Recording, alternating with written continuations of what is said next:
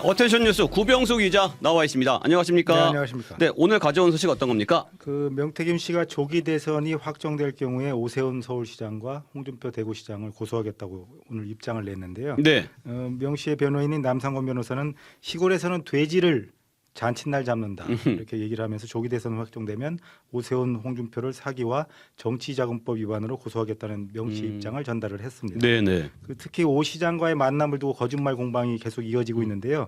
남 변호사는 명 씨와 오 시장이 만난 장소를 구체적으로 지목을 했어요. 중국집, 청국장집, 네. 장어집 등 4차례 만났다고요. 그리고 첫 만남의 장소도 중국집의 위치를 또 설명을 했는데 네. 오 시장의 당협 사무실, 서울에 있는 당협 사무실 대각선 방향으로 50m쯤 되는 곳에 위치한 곳인데 이름이 송 셰프다. 여기서 오 시장을 만났다고 이렇게 주장을 했습니다. 상당히 구체적이네요. 그렇습니다. 더군다나 그 자리에 누가 동석을 했고 오 시장이 시킨 메뉴까지 얘기를 했어요. 거기다 기본으로 나오는 메뉴를 2번이나 시켰다. 이렇게까지 얘기를 했다고 명 씨의 말을 전했습니다. 네네.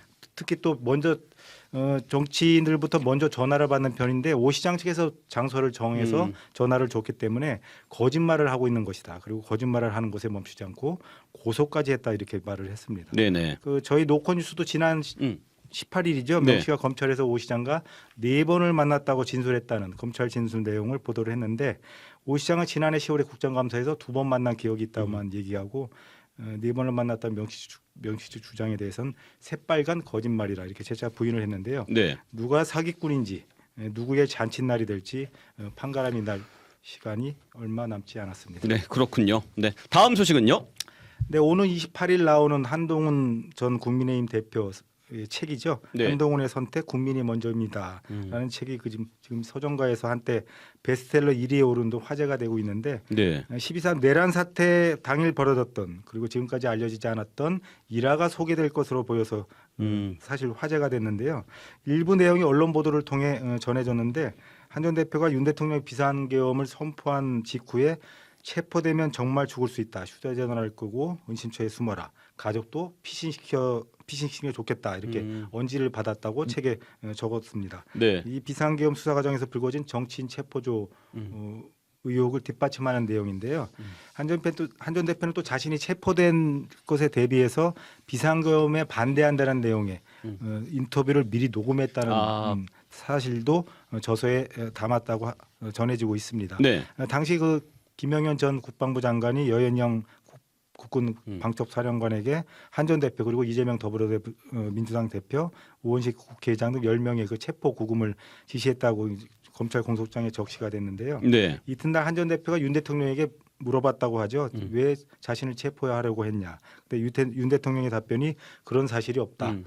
만약 정치인을 체포하려 했다면 방첩사령부를 동원했을 것이라 이렇게 답했다는 내용도 책에 전해졌는데 네. 당시 방첩사령관이 정치인 체포조를 가동한 사실이 알려지지 않았는데 윤 대통령이 먼저 방첩사를 언급하자 한 전 대표가 의아해했다는 겁니다. 이런 내용도 책에 담겨 있는 그렇습니다. 거군요. 네. 책 제목은 국민이 먼저입니다. 하지만 정치인들 중에 국민이 나중입니다라고 얘기하는 분은 없죠.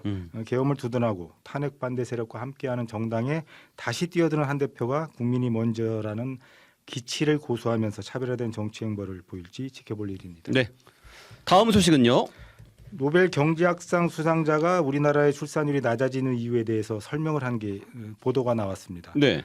지난 2023년 여성 경제학자로서는 3번째로 노벨 경제학상을 수상한 클로디아 골딘 하버드대 교수인데요. 네. 워싱턴 포스트의 컬럼니스트가 골든 교수의 아기와 거시경제라는 논문을 소개하는 글을 썼습니다. 그런데 골든 교수는 여기에서 2차 세계대전 이후에 여성의 노동시장 진입이 빨라졌고 집안일에 대한 남성의 생각은 이 추세를 따라가지 못하면서 결국 충돌이 해서 전 세계적으로 저출생 문제가 발생했다고 분석을 했는데요. 네. 남성이 집안일을 많이 하는 곳에서는 출산율이 높고 반대로 집안을 적게 하는 곳에서는 출산율이 낮다는 것인데요.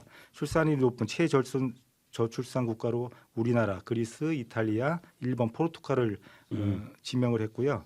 덴마크와 미국, 프랑스, 스웨덴, 영국 등 출산율이 1.6% 내외인 저출산 국가가 여기서 차이가 발생했다고 이렇게. 그렇군요. 저희 우리나라 국가는 최저출산 국가로 이렇게 분류를 했어요.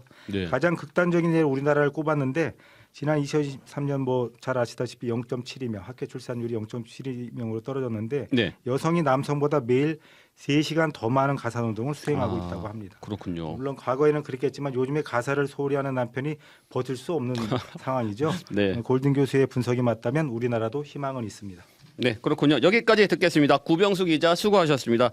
지금까지 CBS 박지환의 뉴스톡이었습니다. 노컷으로 보는 뉴스의 새로운 기준. 지금 알림과 구독 설정하시고 함께하세요.